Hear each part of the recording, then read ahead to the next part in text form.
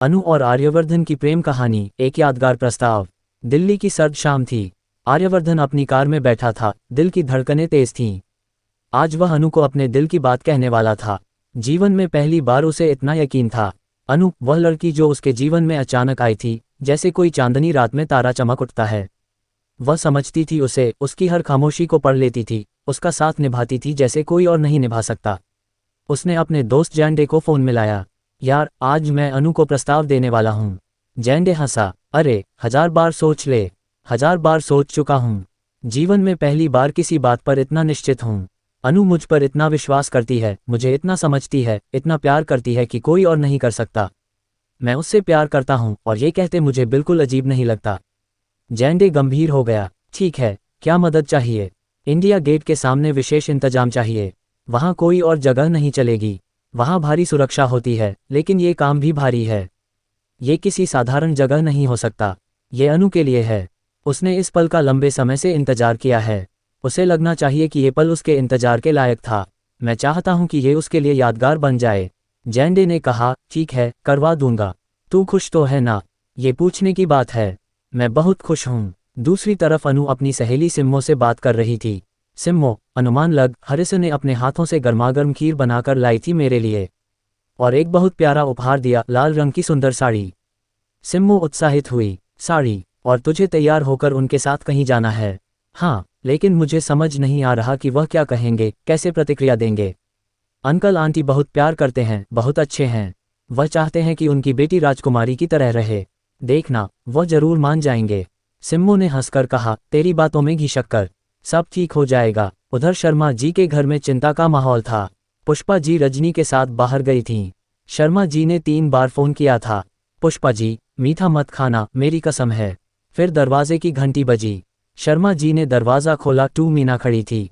नमस्ते, आंटी जी कहाँ हैं? रजनी के साथ बाहर गई हैं। बैठिए, पानी लाता हूँ। मीना ने पानी पीते हुए कहा, आंटी होती तो साथ बात हो जाती। एक महत्वपूर्ण बात है। शर्मा जी ने पूछा, क्या बात? मीना ने गहरी सांस ली। देखिए, अनु बहुत अच्छी और होनहार लड़की है, लेकिन उम्र में कच्ची है। इस उम्र की लड़कियां भावुक होती हैं। अगर अनु से कोई गलती हुई है तो। उद्धरण चिन्ह। शर्मा जी चौंके। क्या गलती? आप लोगों ने मेरी इतनी मदद की, मेरा स्थानांतरण रुकवाया। अनु मेरी छोटी बहन जैसी है। मेरा कर्तव्य है कि मैं आपको सावधान करूं अनु और आर्यवर्धन सर के बारे में। शर्मा जी हैरान। अनु और आर्यवर्धन सर? मीना ने कहा, आर्यवर्धन सर आपकी बेटी की हर छोटी बड़ी मदद के लिए दौड़े चले आते हैं। चांदनी चौक की एक साड़ी बेचने वाले की बेटी की समस्या में व्यक्तिगत रूप से खड़े हो जाते हैं। क्या आपको नहीं लगता कि अनु के लिए उनका व्यवहार सामान्य से अधिक है?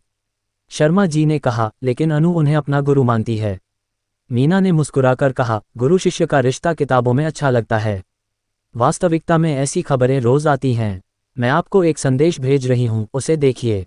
ये सबूत है। शर्मा जी ने फोन देखा, कुछ तस्वीरें और संदेश। उनका चेहरा पीला पड़ गया। इधर आर्यवर्धन और अनु का रोमांटिक पल शुरू हो चुका था।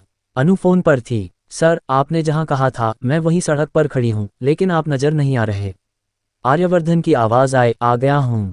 आगे आओ। अनु आगे बढ़ी। अचानक एक व्यक्ति ने उसे फूलों का गुलदस्ता दिया। ये आपके लिए। अनु ने मुस्कुरा कर लिया। धन्यवाद। फिर आगे बढ़ी। एक बच्चे ने पायल दी। ये आपके लिए। अनु हैरान, इतनी सुंदर पायल। आर्यवर्धन की आवाज फोन पर, ये पायल की झनकार की तरह तुम मेरे जीवन में खुशियों की झनकार बनकर आए हो। अनु ने पायल पहनी। अब कहाँ? थोड़ा आगे, बाएं मुड़ो। वहां बेंच है, रुको। अनु बेंच पर बैठी। फिर एक व्यक्ति ने नेकलेस दिया। ये आपके लिए। अनु ने बॉक्स खोला। चमकदार हार। इतना सुंदर, इसकी जरूरत। आर्यवर्धन की आवाज, इसकी चमक की तरह तुम मेरी जिंदगी में प्रकाश बनकर आए हो।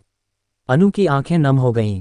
वह आगे बढ़ी। इंडिया गेट के सामने विशेष इंतजाम था, फूलों की सजावट, मोमबत्तियां, संगीत। आर्यवर्धन सामने खड़ा था, हाथ में अंगूठी। अनु स्तब्ध। ये सब? आर्यवर्धन ने घुटनों पर बैठकर कहा, अनु, मुझे पता है तुमने मेरे प्यार के लिए लंबा इंतजार किया है। अब मैं हर पल की कीमत चुकाऊंगा। जीवन बहुत छोटा है, कभी दूसरा मौका नहीं देता। मैं तुमसे विवाह करना चाहता हूँ। क्या तुम मेरी जीवनसाथी बनोगी? अनु की आंखों से आंसू बह रहे थे। हाँ, हाँ। वे एक दूसरे से लिपट गए। चारों तरफ तालियां बजीं, दोस्तों ने इंतजाम किया था। लेकिन घर लौटते समय अनु का मन भारी था। उसे पता था कि पिता को ये रिश्ता स्वीकार करने में समय लगेगा। आर्यवर्धन ने कहा, सब ठीक हो जाएगा। मैं सबके सामने साबित करूंगा कि मेरा प्यार सच्चा है। उधर शर्मा जी घर पर अकेले बैठे थे। मीना की बातें मन में गूंज रही थीं। पड़ोसी भी आ गए। एक गंदी मछली पूरा तालाब गंदा कर देती है। आपकी अनु आर्यवर्धन के साथ रंगरेलियां मना रही है।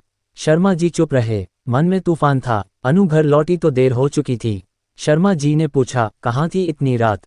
अनु ने मुस्कुराकर कहा, पापा मुझे आपसे एक महत्वपूर्ण बात करनी है।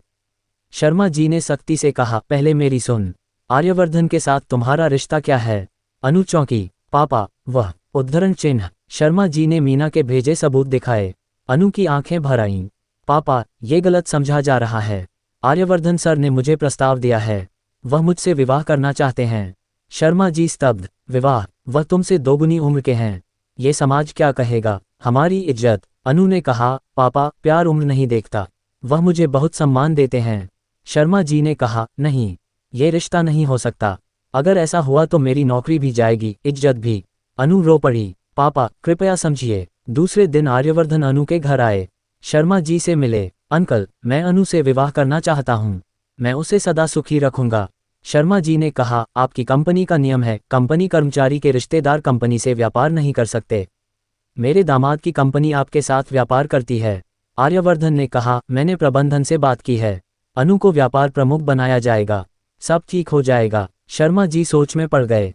अनु की खुशी उनके लिए सबसे महत्वपूर्ण थी। धीरे धीरे वे मान गए। पड़ोसियों की बातें बंद हो गईं जब आर्यवर्धन ने सबके सामने अनु का सम्मान किया। कुछ महीनों बाद दोनों का विवाह हुआ। इंडिया गेट वाला प्रस्ताव अनु की जिंदगी की सबसे सुंदर याद बन गया।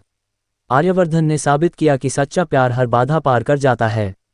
अनु राजकुमारी की तरह सुखी रही और शर्मा जी को अपनी बेटी पर गर्व हुआ। ये प्रेम कहानी साबित करती है कि जब दिल साफ हो तो समाज की बातें अपने आप शांत हो जाती हैं। अनु और आर्यवर्धन की जिंदगी खुशियों से भर गई।